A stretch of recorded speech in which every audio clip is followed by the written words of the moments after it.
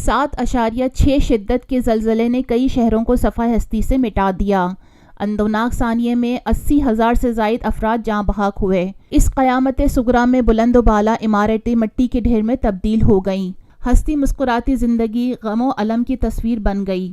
آزاد کشمیر، اسلام آباد، خیبر پختونخوا اور ملک کے بالائی علاقوں میں زلزلے میں آنے والی تباہی و بربادی نے بہت بڑے انسانی المیہ کو جنم دیا۔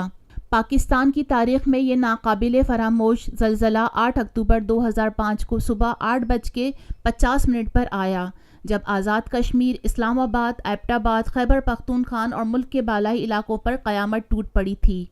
اس کی شدت ریکٹر اسکیل پر 7.6 تھی اور اس کا مرکز اسلام آباد سے 95 کلومیٹر دور اٹک اور ہزارہ ڈویژن کے درمیان تھا۔ زلزلے نے پل بھر میں قیامت ڈھا دی۔ ہزاروں لوگ موت کی وادی میں پہنچ گئے، لاکھوں لوگ زخمی، ہزاروں زندگی کے لیے معذور ہو گئے۔ لیکن 13 سال گزرنے کے باوجود متاثرین آج بھی دربدر کی ٹھوکریں کھانے پر مجبور ہیں۔